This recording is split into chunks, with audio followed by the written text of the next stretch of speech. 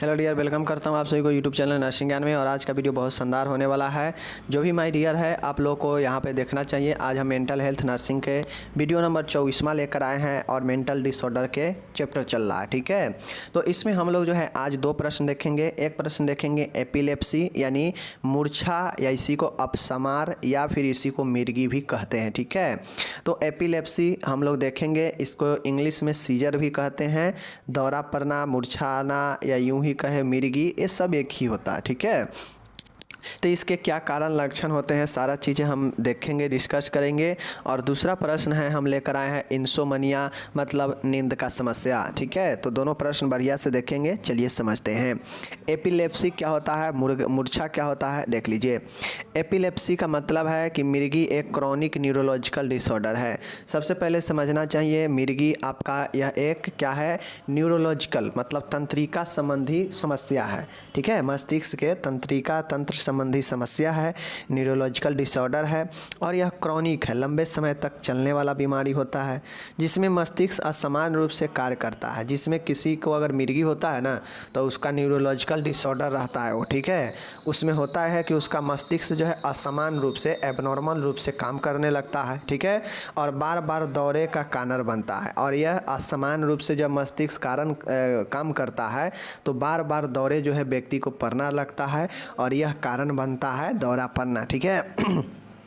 सबसे प्रमुख लक्षण यही होता है कि व्यक्ति में बार बार दौरा उत्पन्न होने लगता है, ठीक है। मिर्गी में दौरे मस्तिष्क की समस्याओं के लक्षण है। दौरा क्या है, सीजर क्या होता है कि मस्तिष्क का एक कार्य प्रणाली से संबंधित लक्षण है, ठीक है, जो अचानक हो सकते हैं। यह दौरा मिर्गी वाला में अचानक से आता है, तभी देखते होइएगा कि हाथ पर पटकने लगता है। बच्चा में होगा तो हाथ पर, या सियाना में होगा तो हाथ पर पटकने लगेगा, घुसेटने लगता है ज़मीन के अंदर, पानी में रहेगा तो पानी में घुसेटने लगता है। तो मिर्गी वाला में अचानक से उत्पन्न होगा और उसके मस्तिष्क के कार्य प्रणाली में यह समस्या होता है जिसके कारण अचानक से बार बार दौरा पड़ने लगता है, ठीक है। और मस्तिष्क में असमान जो इलेक्ट्रिक जो करेंट होता है, मस्तिष्क में जो हमारा इलेक्ट्रिक सिग्नल जो होता है वह जो है क्या होता है, असमान हो जाता है और जिससे बेहोशी और लंबे समय तक के लिए आक्षेप के मतलब कन्वंसल होता है, ठीक है। शरीर अनियंत्रित रूप से हिलना का कारण बन सकता है, ठीक है।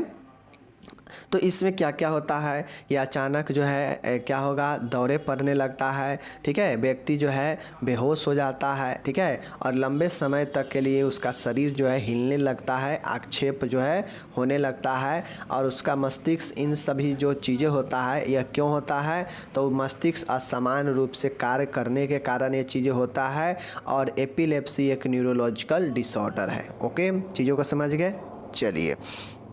मूर्छा, अब एपिलेप्सी मूर्छा या मिर्गी जो भी कहिए, या इसी को इंग्लिश में आप सीजर भी कह सकते हैं, ठीक है। तो यह कारण इसका क्या क्या होता है। सबसे पहले ब्रेन इन्फ्लामेटरी में चाहे कोई इन्फेक्शन हो जाए, ठीक है, या फिर चोट लग जाए तो मस्तिष्क का शोथ होता है, ठीक है। आनुवांशिक कारण भी होता है, लिख लीजिएगा, आनुवांशिक कारक भी होगा एक, ठीक है। तो एक पॉइंट ये भी इंक्लूड कर लीजिएगा, आनुवांशिक कारक, ठीक है। ब्रेन में चोट लगना, मस्तिष्क का चोट होना, ठीक है। तीव्र बुखार, हाई फीवर भी इसका कारण बनता है, ओके। वास्कुलर डिस्टरबेंस मतलब हृदय से संबंधित परिवर्तन, ठीक है। हाई बुखार, यह भी हाई बुखार में भी देखते होइएगा व्यक्ति का बेहोशी आ जाता है, ठीक है। व्यक्ति जो है अलर बलर बोलने लगेगा, ओके ना। पांचवा है ब्रेन में ट्यूमर, ये भी कारण बनता है, ओके ना। तो कारण में, मूर्छा के कारण में या तो ब्रेन में इन्फ्लामेशन हो सकता है, ठीक है, जैसे एंसेफेलाइटिस होता है, मेनिंजाइटिस होता है, तो ये सब ब्रेन का जो है इन्फ्लामेशन ही है, ठीक है ना। ब्रेन में चोट लगना, ठीक है, चोट लगने के बाद जब मरीज ठीक हो जाता है ट्रीटमेंट के बाद तो उसके बाद कारण बनेगा एपिलेप्सी का, ठीक है। तीव्र बुखार, हाई फीवर, हृदय से संबंधित परिवर्तन और मस्तिष्क अवरुद्ध, तो ये कुछ कारण है। छठा कारण आनुवांशिक कारण भी इंक्लूड कर लीजिएगा और यह सब जो है आपके कारण बनते, ठीक है। और ये जो है और साथ में ये भी लिख सकते हैं इलेक्ट्रिक असमानताएं, ठीक है, मस्तिष्क के विद्युतीय असमानताएं, ठीक है ना, ये भी लिख सकते हैं कारण में। तो ये आपका हो गया 5-6 कारण, आप लोग लिख दीजिएगा। अब आगे हम लोग देखते हैं इसके क्या क्या लक्षण होते हैं, ठीक है। तो लक्षण में हम लोग देखते हैं यहाँ पे लक्षण, तो सबसे मुख्य लक्षण यही होता है बार बार दौरे आना। मिर्गी वाला पेशेंट का सबसे प्रमुख और सबसे मेन लक्षण होता है कि बार बार दौरा आता है। लेकिन अन्य संकेत भी लक्षण में भी जो मिर्गी को दे सकते हैं ये है माय डियर। मिर्गी के और भी सारे लक्षण हो सकते हैं, लेकिन सबसे मेन लक्षण जो होता है वह फिट आना, ठीक है, बार बार जो है दौरे आना। तो यही जो है देखिए फिट भी इसको कहता है, समझ गए, फिट कहे, सीजर कहे, ठीक है ना, या एपिलेप्सी कहे, सब एक ही होता है। ये चीज़ हो गया। अब आगे देखिए, शरीर के एक तरफ असमान पकड़ना, ठीक है, शरीर एक तरफ का असमान पकड़ना मतलब शरीर जो है उसका क्या हो जाता है, बिल्कुल टाइट पड़ने लगता है, ठीक है ना, हार्डनेस होता है, हाथ पैर जो है टाइट कर देता है इसमें पेशेंट, ठीक है। संक्षेप में अनुत्तरदायी व्यवहार, अब इसमें जो है व्यक्ति एक अलग तरीके से व्यवहार भी करने लगता है जो व्यवहार सही नहीं होता है। अचानक स्पष्टकृत अकड़न, व्यक्ति में अचानक से जब दौरा पड़ने लगेगा तो हाथ पैर में बिल्कुल अकड़न सजा छा देगा, बिल्कुल टाइट कर देता है, ठीक है। अचानक चबाना या पलके जो है झपकना, अचानक जो है व्यक्ति चबाना के मतलब है कि अचानक से व्यक्ति का दांत पे दांत बैठ जाएगा, जबड़ा बंद हो जाएगा और पलके जो है झपकने लगता है व्यक्ति का, ठीक है।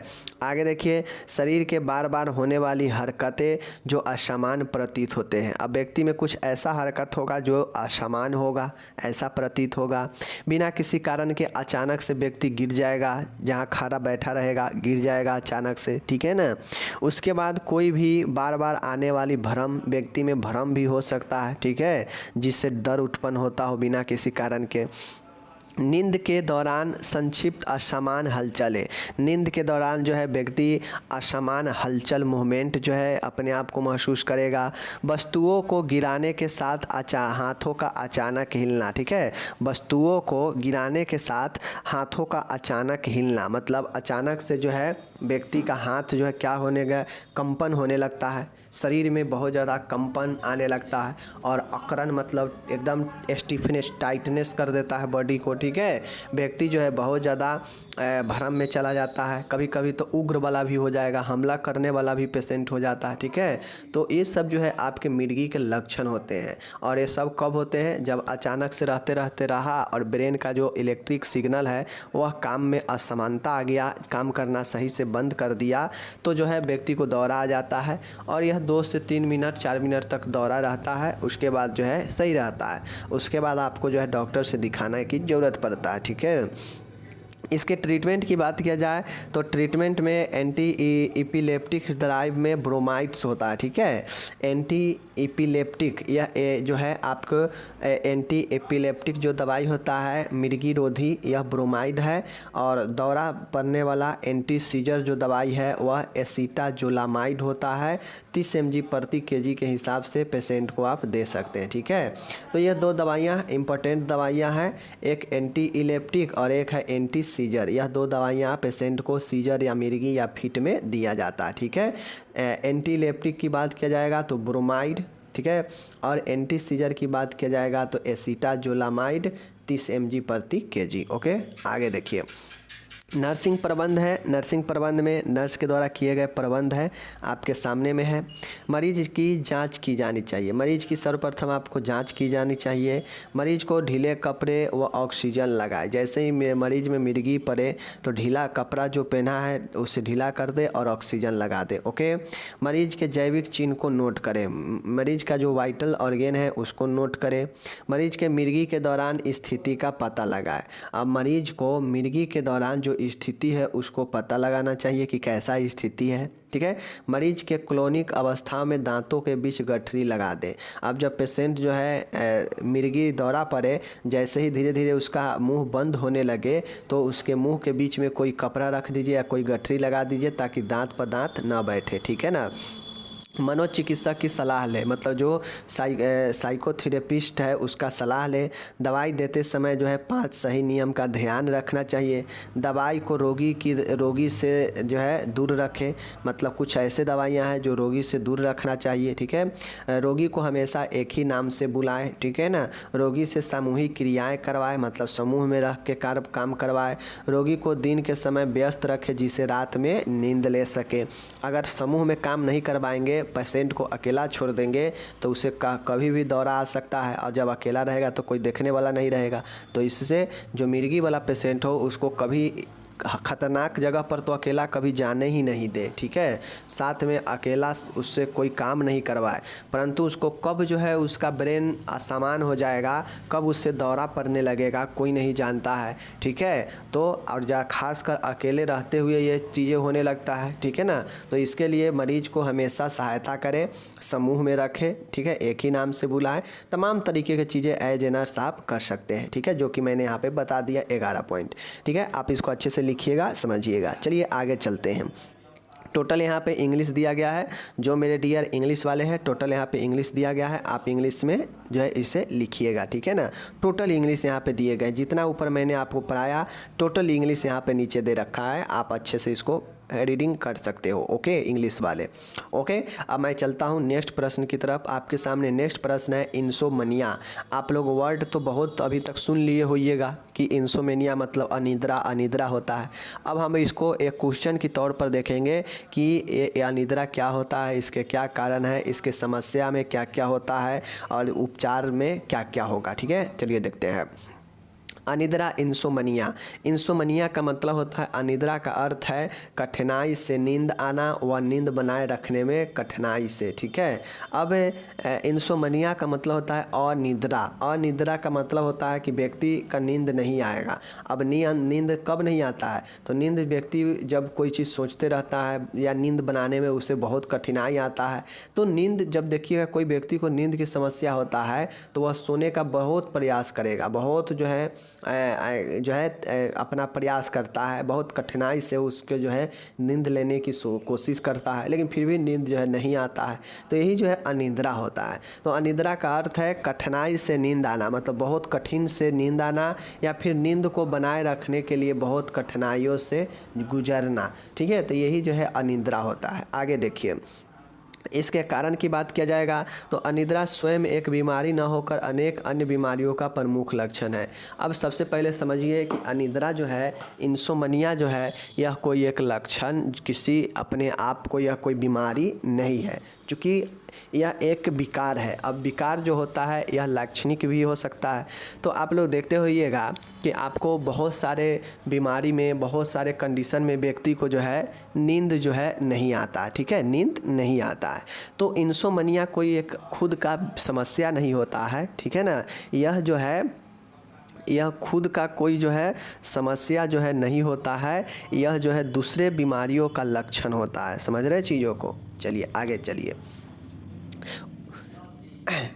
तनाव अनिद्रा का एक प्रमुख कारण है। तनाव जो होता है ना, स्ट्रेस, तनाव जो है, अगर जब तक आपको स्ट्रेस बना रहेगा तब तक नींद नहीं आएगा, ठीक है।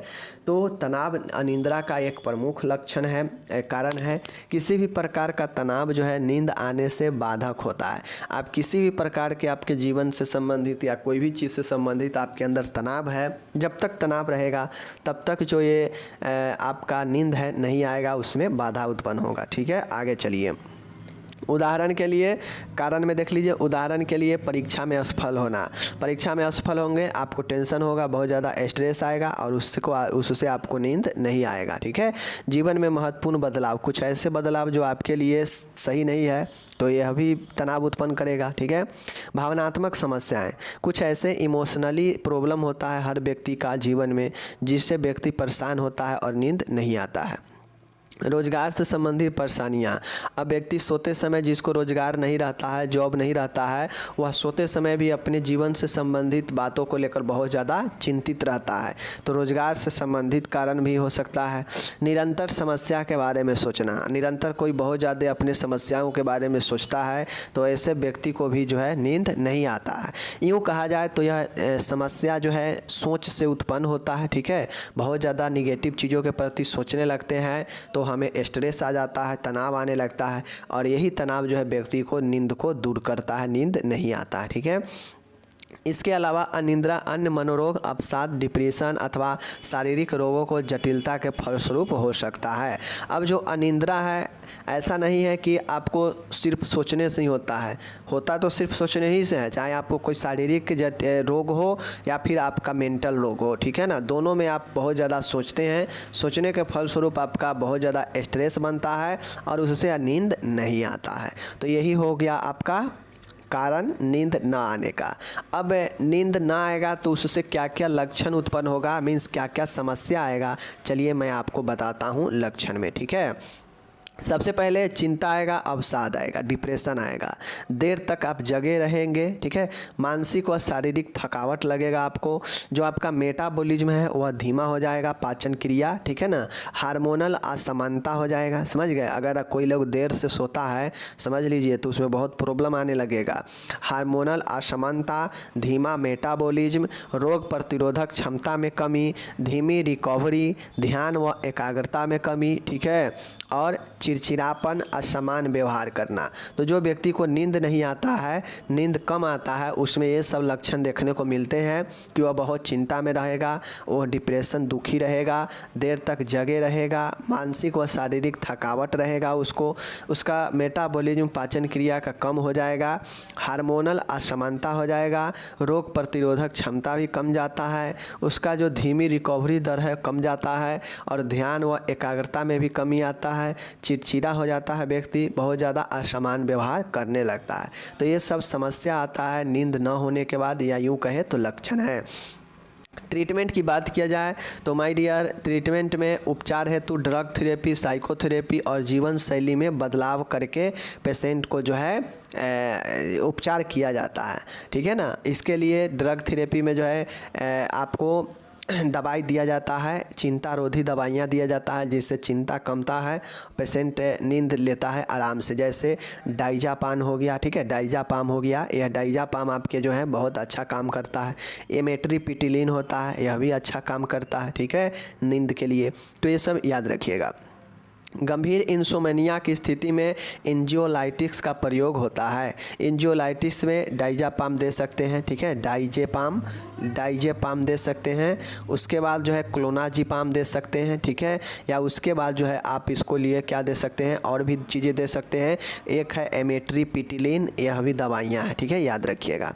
आगे है साइकोथेरेपी के 3 उपचार। साइकोथेरेपी जो एक साइकोथेरेपिस्ट के द्वारा दिया जाता है मानसिक रोगियों को, उसमें cognitive theory, stimulate control, progressive muscles relaxin, ठीक है। तो यह जो है आपके दिया जाता है साइकोथेरेपी में cognitive theory, stimulus control, progressive muscles relaxin, याद रखिएगा। आगे है यहाँ पे जीवन शैली में बदलाव, जैसे सोते वक्त चाय कॉफ़ी ना लेना, नियमित समय पर सोने जाना, शराब सेवन न करना, देर रात्रि भोजन न करना इत्यादि। अब अपने जीवन शैली में बदलाव करके भी नींद को प्रेरित कर सकते हैं। जैसे सोते समय चाय कॉफ़ी नहीं लीजिए, यह नींद को भगाता है, ठीक है। नियमित समय पर सोइए, अगर 11 बजे टाइम बना लिए हैं तो नियमित 11 बजे के आसपास चले जाइए सोने, ठीक है। शराब सेवन न कीजिए, क्योंकि यह शराब सेवन से व्यक्ति को दिक्कत होता है। देर रात्रि में भोजन भी न कीजिए, यह नींद को आपको दूर भगाता है। तो जीवन शैली में बदलाव करके भी आप जो है अनिद्रा से बच सकते हैं, ठीक है। तो इस प्रकार से ख़त्म हो गया प्रश्न। यहाँ पे नीचे टोटल डिफिनीसन दिया गया है इंग्लिश में, और टोटल जो ऊपर हिंदी में पढ़े हैं नीचे इंग्लिश में दिया गया है। तो मैं तो यही कहूँगा माय डियर, अच्छे अगर स्टूडेंट है तो हिंदी में समझने के बाद जो इंग्लिश वाले हैं, इंग्लिश में 1-2 बार ज़रूर पढ़िए, क्योंकि लिखना तो आपको इंग्लिश में ही है। तो इंग्लिश को ज़रूर 1-आध बार समझिए और ज़िंदगी को बेहतर बनाइए, पढ़िए, और आगे भी जो है जीवन करियर अच्छा होगा, क्योंकि कंपटीशन अब सब में लागू हो रहा है, और कंपटीशन में बैठेंगे तो इसी समय से प्रश्न आपके आएंगे, ठीक है। चलिए हम विदा लेते हैं आपसे, मिलेंगे अगले वीडियो में। अपना ख्याल रखिएगा, धन्यवाद।